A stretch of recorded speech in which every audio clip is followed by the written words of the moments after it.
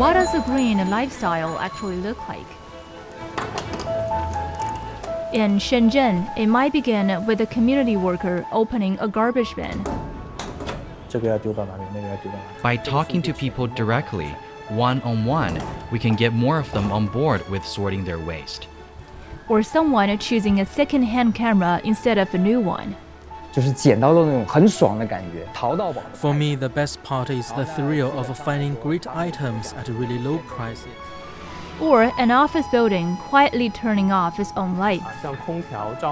Our AI system has reduced the building's energy use by around 20%. Every choice is small. Together, they add up. Given our massive population, the collective impact of individual choices is huge. This week on Climate Watch, we continue our 4-episode special series, China's Green Code, Rewriting the Rules of Growth. 垃圾不能乱扔。地上捡垃圾，我觉得很开心。才能提高生活。超高脂的话就是两面要爱护我们这个地球。 Shenzhen, low carbon living. Join our reporter Wang Zihang as he explores how one Chinese city is making low carbon living part of everyday life, and why its biggest innovation may not be new technology but new habits.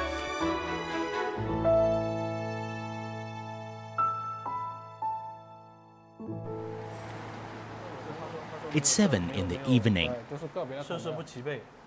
32-year-old Li Zhijiang is opening trash bins one by one. He's not looking for garbage, he's looking for mistakes. 7 to 9 in the evening is the peak time for residents to take out their trash. When I get to a site, the first thing I do is check how clean it is overall. Then I take a look at the equipment. Are things working the way they should? Are any of the trash can lids broken or rusty? Do they open easily so people can actually use them without hassle? And most importantly, I check whether the waste is being sorted correctly.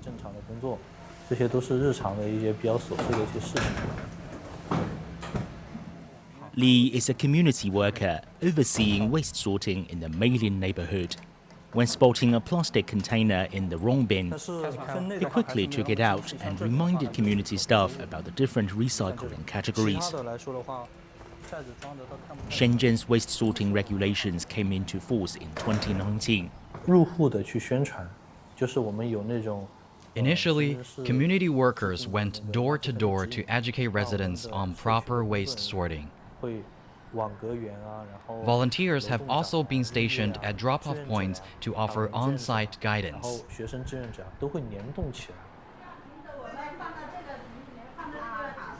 Wang Xia has been a volunteer for years at Meilin community. At first, it was really hard to get people on board with sorting their trash, especially the elderly, so we went to their grown-up children instead. We volunteers also took shifts watching over the bins, and if someone just refused to do it, we'd go ahead and do the sorting for them.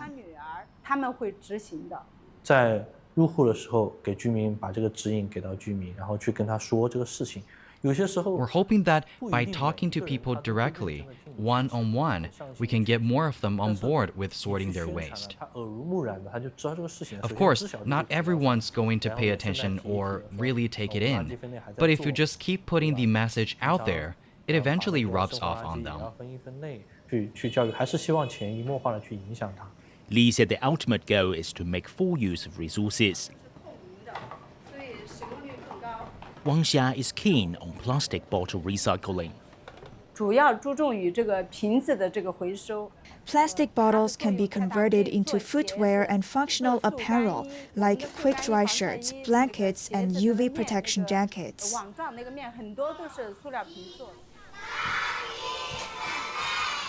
This green shift isn't just driven by adults. Kids are joining too. On weekends, teams of neighborhood children from elementary and middle schools form patrol squads. Wearing red hats and vests, dozens of kids lined up, entering local shopping malls and busy streets to check local businesses' waste sorting. Zheng Lingling is another volunteer who has organized this activity since 2024.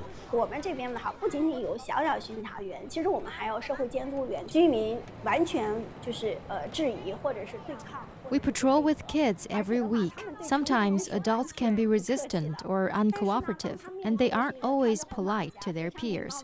But when a child approaches them to suggest better waste sorting, the adults are much more receptive. They just can't bring themselves to be harsh or impatient with kids, so the communication is surprisingly effective. If they spot a violation, they will report it directly to community supervisors like Li Zhiqiang, who then work with the business owners to fix the issue.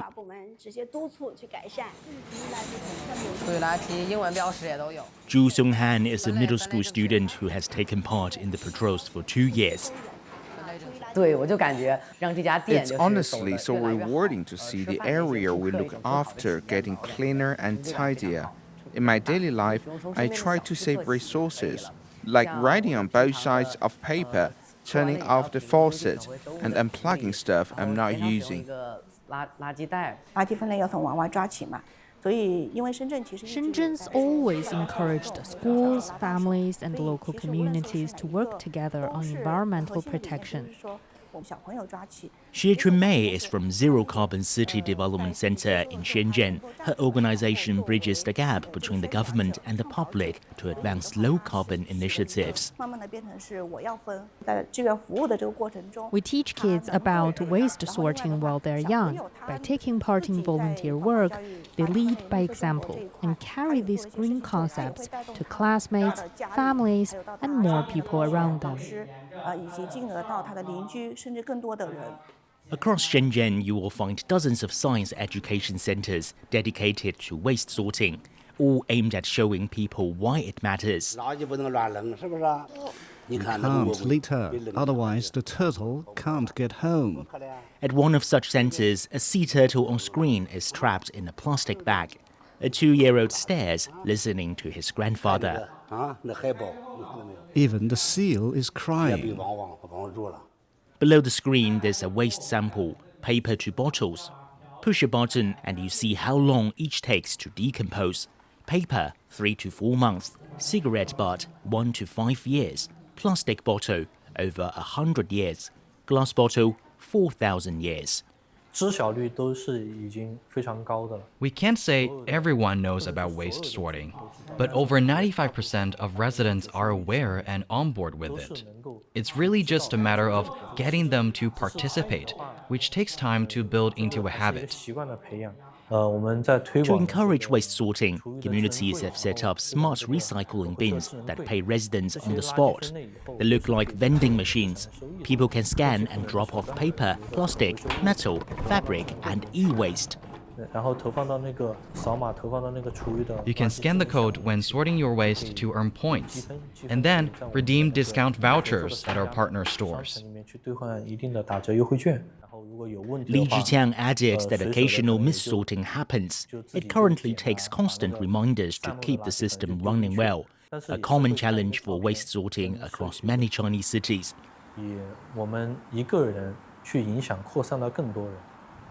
Shenzhen has achieved a household waste recycling rate of 50%, close to the level of developed countries. Across China, major cities such as Beijing, Shanghai, and Xiamen are also steadily improving their recycling systems. People don't just sort more, they buy differently too. After work, Li Zhiqiang walked into a community second-hand store. My wife recently got a new phone, but it didn't come with a charger. So I plan to come here and hunt for one. As long as it plugs in and charges normally, it's perfect, right? Li isn't alone. We welcomed an average of over 8,000 visitors per day in the first week after opening. Song Wei is the manager of a brick-and-mortar flagship store of Xianyu, one of China's leading second-hand trading platforms. It's hard for customers to judge a product's quality just by looking at pictures online. That is why we set up this physical store, so people can actually try things out in person before buying. Song added that the 4,000 square meter space is divided into more than a dozen themed zones, covering luxury goods, electronics, collectibles, outdoor gear, and more. Both of the two retail floors are covered with signs promoting second-hand exchange, encouraging people to bring in unused household items for appraisal and resale. Here, you are not just a buyer, you can also be a seller. Simon Huang is a regular customer. He's sold old shoes and cameras here before, and he often comes back looking for new finds. He describes his weekly visits as a kind of treasure hunt. For me, the best part is the thrill of finding great items at really low prices. And every time I come back, the inventory is completely different. Things turn over so fast that there's always something new waiting. Li Jiqiang agreed that the main advantage is the lower price, while making better use of available resources. Song Wei noted that electronics and plush toys are among the best-selling categories. Digital and tech products are definitely the most popular. Our customers are mostly young people who want to have cost-effective products.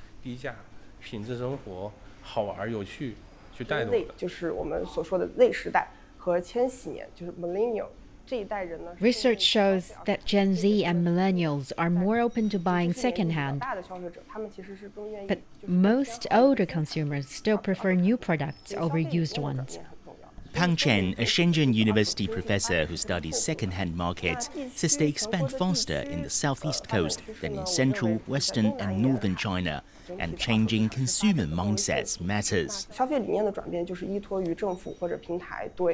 Such change relies on guidance from authorities and platforms to reshape public perceptions.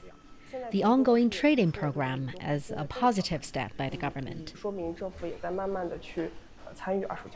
China's second-hand market is booming. Last year, used goods sales neared 1.7 trillion yuan. That's over $230 billion. The country now boasts more than 600,000 physical second-hand stores. As night falls, the Xianyu flagship store becomes even livelier, filled with shoppers comparing tags and enjoying the excitement of the hunt. Among them, Li Jiqiang finally finds his charger, walking away with a fully functional device for less than 10% of its original price. He went home by subway.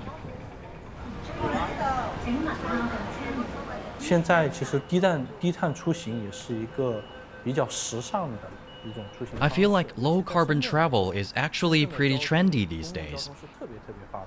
Especially in Shenzhen, no matter where you are, you're rarely more than a kilometer or two away from a subway station or a bus stop. Shenzhen subway connects every district in the city, stretching farther than the distance between London and Paris. Almost 10 years ago, Shenzhen completed full electrification of its buses and taxis, her first across China.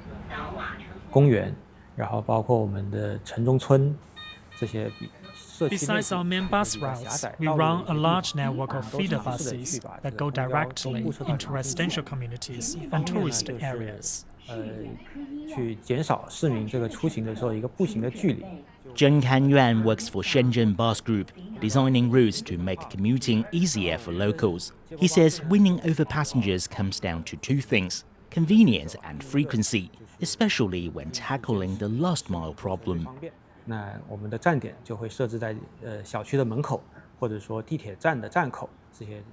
Most bus stops are placed right outside housing compounds or subway stations. In areas without fixed stops, people can simply wave down a bus. With just one transfer between bus and subway, public transit in Shenzhen can now reach about 95% of urban areas. Behind the scenes, an AI-powered dispatch platform coordinates the entire system. monitoring real-time traffic and passenger flow to maximize energy use. Jiang Xi oversees smart dispatch operations at Shenzhen Bus Group. She describes the system as the digital brain of the city's bus network, helping keep everything running smoothly. We've digitally tagged every vehicle in the fleet. At any moment, we can check a bus maintenance records, its assigned route, and real-time traffic conditions, making operations far more efficient. For example, if a stretch of roads gets really congested, we can send out short-loop buses to clear the crowds at stops and cut down waiting times significantly. As the bus fleet has gone fully electric, Shenzhen also uses the system to optimize battery use.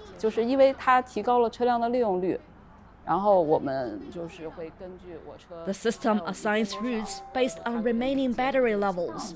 For instance, sending low-charge buses to shorter loop services. That way, every bus runs at peak efficiency and unnecessary energy loss is eliminated. Right now in China, over 80% of urban buses run on clean energy. Every day, about 200 million people take public transit, and another 25 million ride shared bikes. Li Zhijiang is one of them.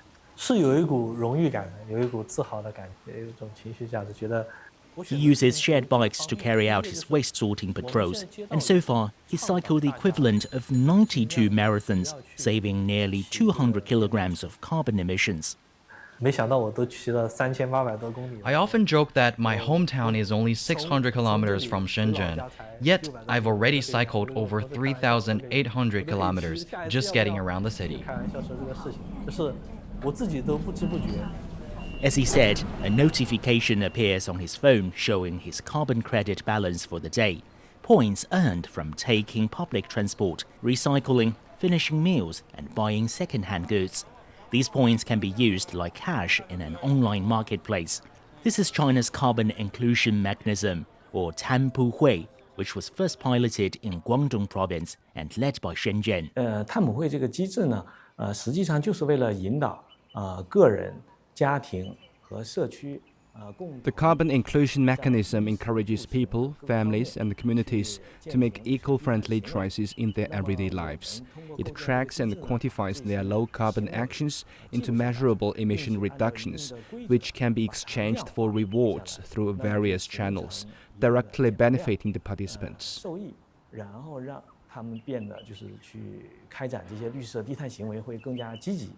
Liu Yang, general manager of Shenzhen Green Exchange, noted that the mechanism is designed to create a positive cycle, motivating everyone to embrace green lifestyles more actively and effectively.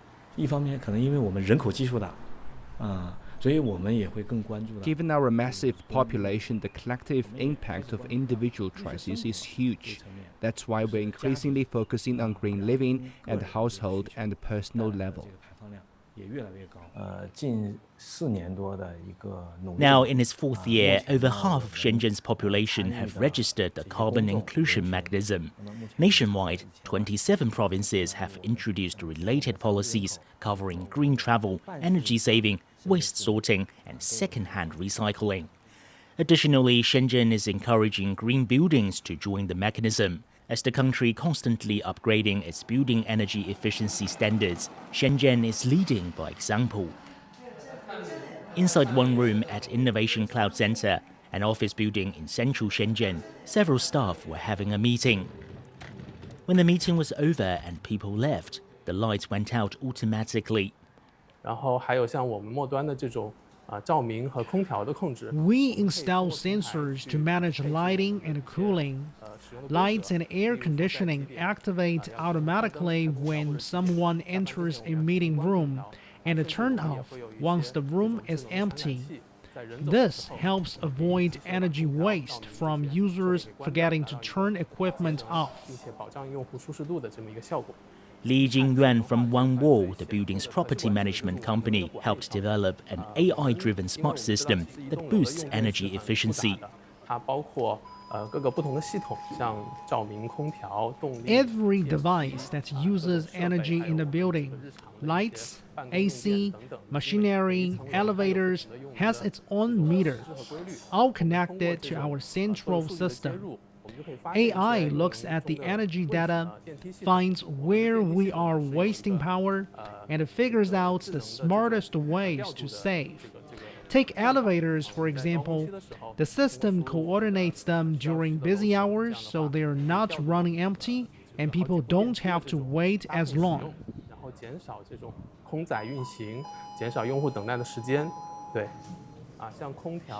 According to Li, the system cuts energy consumption by 20% compared with the city average for buildings of the same type. Much like many industrial parks, this building is fitted with solar panels and energy storage systems to harness clean power. On the rooftop, rows of solar panels soak up sunlight. The system helps manage the building's energy use. It lets us take advantage of the cheaper electricity during off-peak hours, while also helping to supplement the building's overall power supply. Aside from facility upgrades, the building also promotes greener practices. This is our second-hand book stand, offering a space for people to swap spare books and trade used items. Most of the books here are donated by our staff and local businesses. Fang Ping from One Wall says the building often hosts eco-themed events to promote recycling. They turn garden waste, food scraps and coffee grounds into compost to make the most of what would otherwise be thrown away.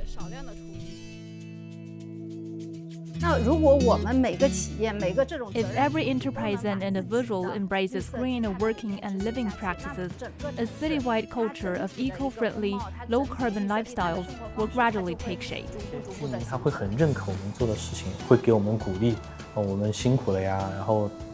Shenzhen, low-carbon living is already a daily habit. Digital screens and billboards across the city constantly encourage residents to commute green, sort waste, and conserve energy. However, true low-carbon development goes beyond technology and policies. It stems from small, voluntary daily acts.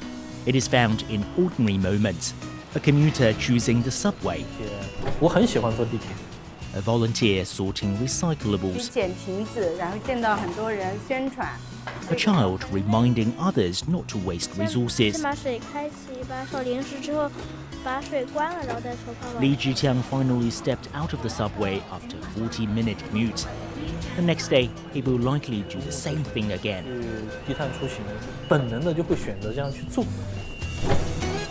Not because anyone tells him to, but because it has simply become part of his everyday life. And that wraps up this special edition of Climate Watch. You can find more episodes on your favorite podcast platforms. Just search Climate Watch and hit subscribe. Don't forget to leave us a quick review or share it with a friend. You can also email us at radio@cgtn.com and stay updated on the latest climate stories with our Substack newsletter, Climate Choices. I'm Zhao Ying. Thank you so much for listening. See you next time.